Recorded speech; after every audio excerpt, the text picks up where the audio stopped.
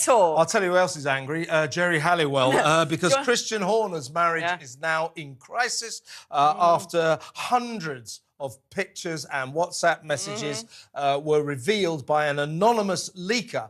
Now, this is after yesterday, Christian Horner, the boss of the F1 Red Bull racing team, of course, was exonerated, was found not guilty of inappropriate behaviour. And so somebody somewhere leaked these pictures, hundreds of them, you know. They're not very nice, put it that way. Oh, I have them. And when I showed Kevin some of them a few minutes ago, his reaction was pretty priceless. Do you want to see something? No, I don't want to see it. No.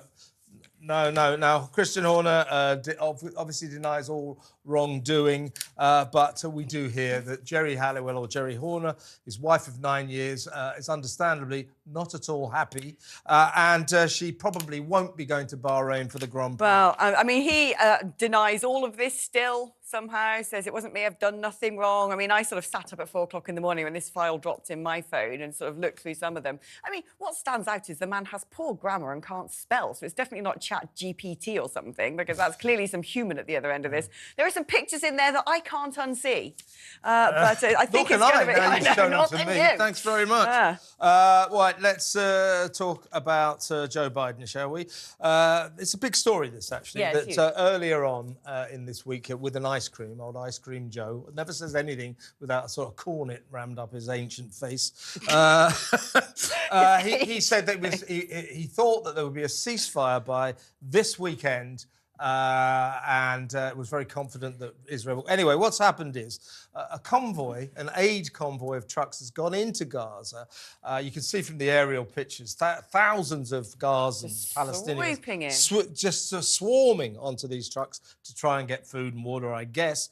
Apparently, there were IDF forces all around and warned them not to come near their outposts, as it were. And they did. According to Israel, they started charging towards their soldiers, and their soldiers opened fire. And several of these people were shot. We're not sure if any died, but certainly some were badly wounded. That seems to have driven a truck right through the peace process. I mean, look at that. I mean, these people are without doubt desperate for food, desperate for water.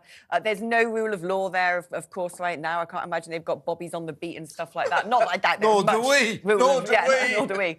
But, I mean, this is, in many respects, tragic. Of course, the good old UN have said they're going to investigate this. And a fat lot of good that will do. Well, they'll come down on the side of the Palestinians, you know that. Of course they will. But once again, it's just going to heighten tensions even more, increase the shouts of this is a genocide, make it very difficult for any sort of peace agreement to be reached, although I still think we're a long way off that anyway. Well, Biden now says it certainly won't be before Monday, and I think that is a long shot. I think all of that talk of this ceasefire that Ice Cream Joe was so confident about, it's gone. It's gone. Ancient face.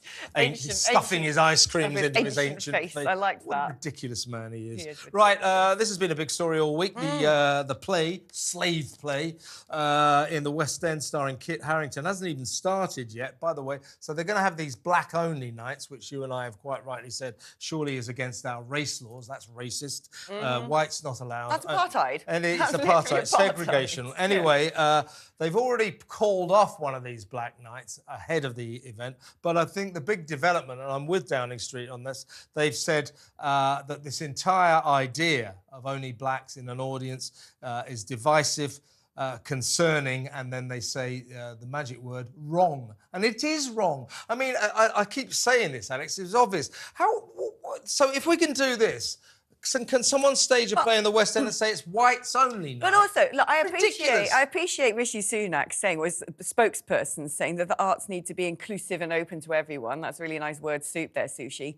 But when asked if there was an implied threat that taxpayer supports would be withdrawn from this particular theatre and operation, the spokesman said, no, it is a statement of principle that clearly the arts should be inclusive. Do something. When people do stuff like this, say, that's it. No more taxpayer money for you. I don't know why I'm paying for segregation to be reintroduced into this country, sushi lad.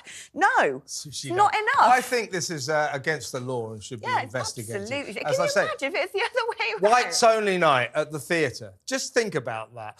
So that white people can avoid the black gaze. That's what this play is stating, that they only want black people in the audience. So they can avoid the white gaze. It's medieval. Wrong and divisive and racist. It's vile. It's racist.